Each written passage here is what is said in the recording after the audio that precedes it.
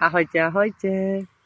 Tak, hlásim sa s ďalším videjkom k nášmu semináru s touto krásnou tematikou zrkadlenie emócií cez naše koníky. Nerozmýšľam, aké video na akú tému k týmto emóciám vám urobím. A tak dobre mi prišlo do rány to, že som dávala kobily kvantovať cez taký špeciálny prístroj. Ukážem vám tu dole, aj dávam kontakt tu dole na Time Viber.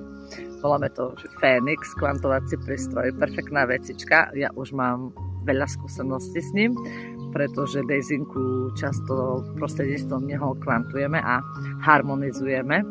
No a tak teraz sa diali určité veci s koníkmi a potrebovala som zistiť príčinu, pretože som sa nevedela k nej dostať, tak som ich dala načítať na tento prístroj. A zase sa mi len odzrkadlilo a vrátilo ku mne úplne nádherná spätná reakcia cez tento prístroj, ktorý vlastne nielen harmonizuje, ale on vám vie aj ukázať, že aká disharmonia vlastne vo vás je. A je to jedno, či to je človek alebo zvieratko. Ja riešim samozrejme koníky, som riešila teraz. No a tento príspevok má byť o tom, ja vám tu ukážem aj také vyňatky, skúsim to vložiť do videa, čo ten prístroj vlastne vyhodnotil. A vlastne úžasné na tom celom je, že ako tie kone, keď s nimi ste často, samozrejme my sme našimi kobylami v kuse.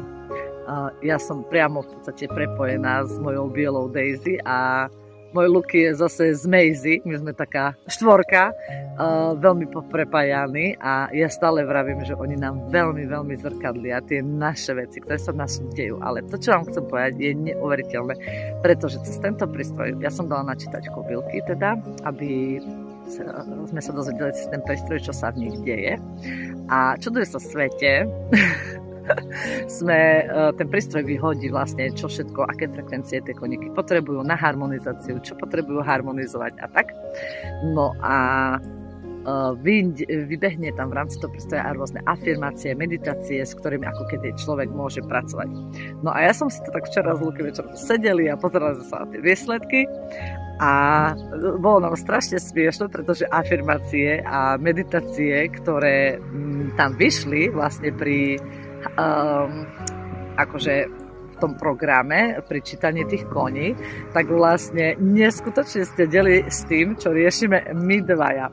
Akože každý sám zo seba, aké programy, aké procesy a čo nami ide a na čom pracujeme, tak vlastne my s tými kobylami sme každý deň, fakt sme poprepájani úplne skrz naskrz, lebo oni najviac čítajú z nás, však sú vlastne s nami celý deň. Takže, no a oni vlastne majú už nás ako keby úplne otisnuté a uložené v tom svojom harddisku, alebo ako to mám povedať.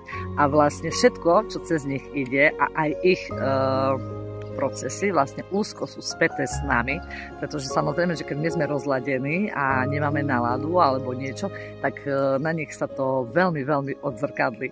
A vlastne včera tento prístroj to neskutočne ako keby dokázal, že fakt, ja vám ukážem tu vlastne tie obrázky z tých afirmácií a meditácií, s ktorými vlastne sme si povedali, že my budeme pracovať, lebo skrz nás vlastne sa posunú aj tie kobily, lebo vlastne však oni nám zrkadlia naše veci.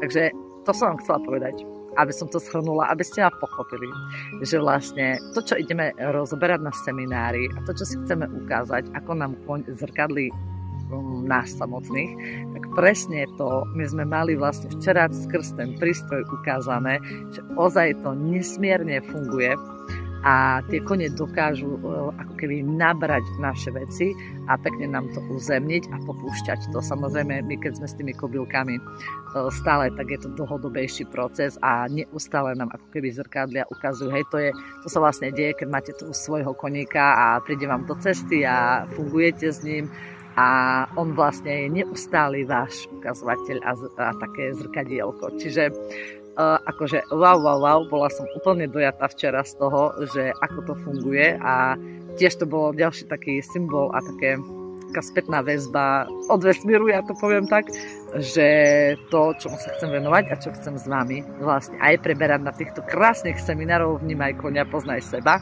Takže má zmysel, ozaj to má zmysel, lebo vieme ísť krásne vlastne do hĺbky a cestou koníka vnímať tak, čo sa v nás vlastne emočne deje. Takže srdečne vás pozývam, kto ešte nemá program na túto nedeľu od 1. do 4. sa vidíme na tomto krásnom seminári s týmto nádhernými koníkmi a Lizinka je preč, takže vidíte tu len Maisie.